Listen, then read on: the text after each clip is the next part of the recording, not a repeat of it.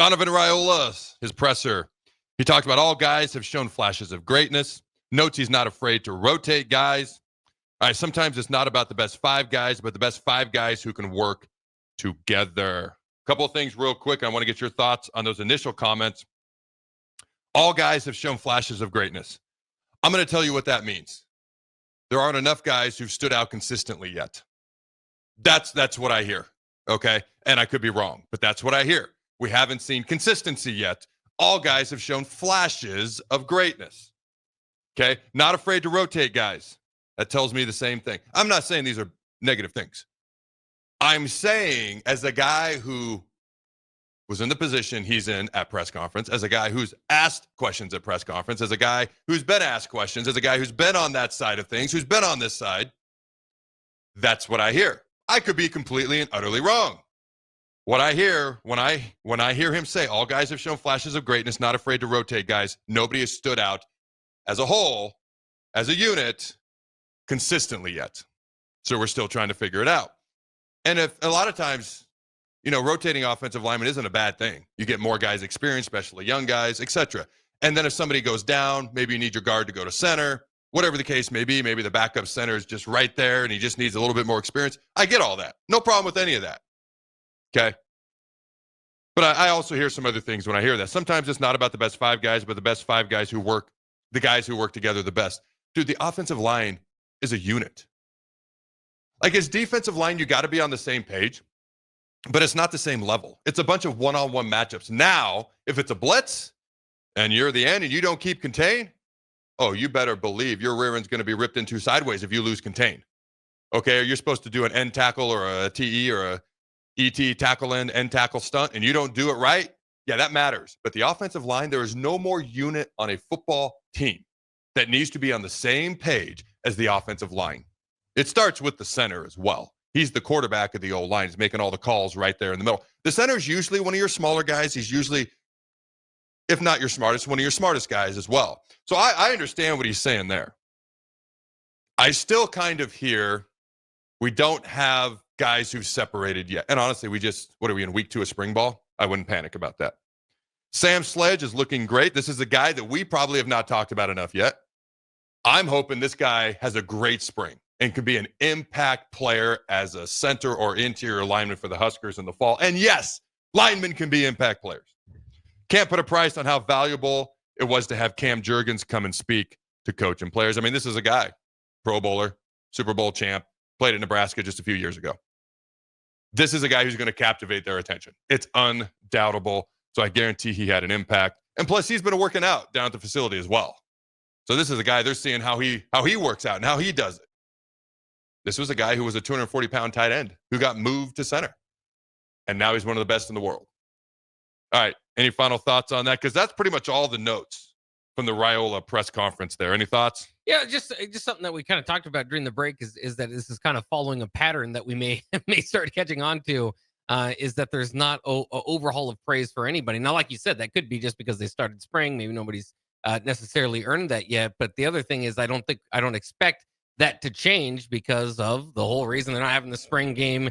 I think a lot of this is still kind of protecting your players. You don't want to go out there and say, yeah, this guy, I mean, he looks like he could be all Big Ten. Then you start getting some phone calls about, where he, might try to get him away to different schools. So I like pointed questions from the media is going, if you're going to want something specific about a player, I think you got to ask about that player. If you ask about the position as a group, as a whole, I think you're going to get just that. The response is going to be about the position as a whole. And honestly, I have no problem with that. For the reason you just mentioned. Now, sometimes I do think there's a little bit more to certain things that are said. I had a guy tweet at me the other day, and he covers the football around here, and he tweeted me something that Holgerson said. He said, "This is how you have an effective offense." And it was basically just something I'd heard in a meeting a billion times. With all due respect, I was like, I've heard this a million times. Since the day I walked on campus at Nebraska and was here for 4.5 years in the league for 8. Like, this is not, if you haven't been in those meetings, maybe this is revolutionary, but with all due respect, I've heard this 8 billion times. So sometimes it's along those lines. Sometimes it rings a bell with me because of something I've heard in meetings, or I heard one time in meetings, or I heard a bunch of time in meetings. And sometimes maybe I'm way off track. I'm a train that's it's gone off the rails. And sometimes maybe there's a little bit something to it when I hear something just because of some of the things I've experienced in the past. I felt like I was all over the place. Does that make sense? What was the thing? Were you napping again? I was Gosh, dang it. No more naps for you.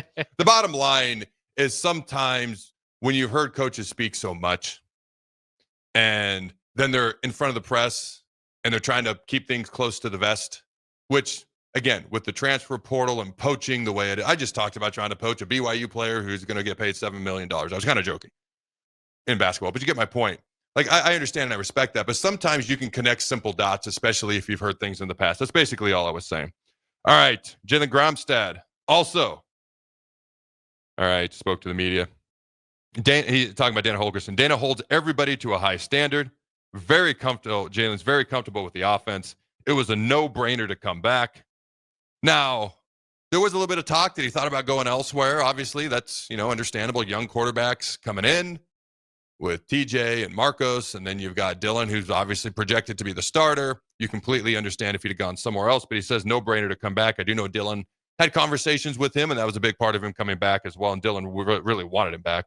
Sees a future in coaching, but will try the NFL route first. Has high praise for TJ and Marcos, the aforementioned quarterbacks from a couple of seconds ago. Yeah, Jaylen's a coach in the making, and this is one of the reasons I'd be curious to see what he can do if he ever gets his chance in a game. Whether he's the backup quarterback and we got a big lead and he goes in, hopefully it's not due to injury. But I'd be very excited to see what he could do. Once he's done playing, the dude's a coach on the field. And that's one of the things that he brings to this team that is so valuable. His knowledge, his experience, his demeanor. I mean, they love him, Lee, if you haven't heard. They call him granddad on the team. Okay, so that kind of tells you, obviously he's older, but it also tells you they see him as someone who's maybe got some experience. I hesitate to use the word wise because then people are like, oh my God, he's old. Okay, but he's got experience that they can learn from. And I think a lot of players view him that way. All right. Let's see. Anything on your end while I look over the rest of these notes before we wrap up this segment? Anything on your end from what we've talked about so far, Jake? Not necessarily, but I did want to mention a text that we got real quick because we mentioned him earlier in the show. Text 402-464-5685 to the Starter Heyman Jewelers text line. Said, hi, this is Rob Hayden. I'm the Husker fan who was sitting by the Georgetown bench last night. Thanks for the mentions. Oh, seriously? Yeah. All right, it could have just been somebody that's teasing us, but I think that's the case. Okay, well, if you are indeed that guy, that is awesome. If you are not, I don't know how to disprove it, so.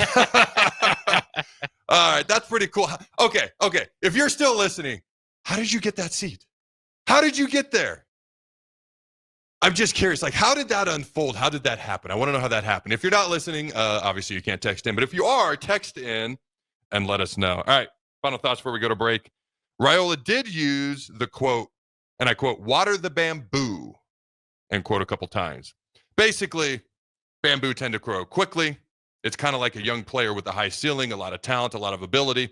Okay, if you give them what they need to grow and you coach them well, all right, they're going to have an accelerated improvement rate.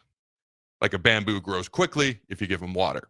So something you might take away from that is we're looking at younger players to help on the O-line. Now, we've got a lot of vet-type guys and guys we expect to make an impact. And they've talked about how Rocco Spindler is already a leader and a vocal leader inside that locker room.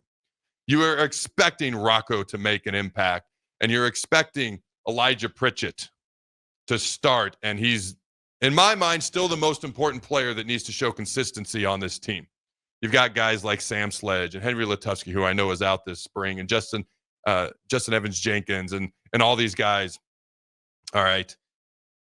I wonder if there's some young guys that maybe they're looking at, especially at that tackle position, who could maybe pop up and help contribute, fight, and compete for playing time and a starting job potentially this fall and across that offensive line.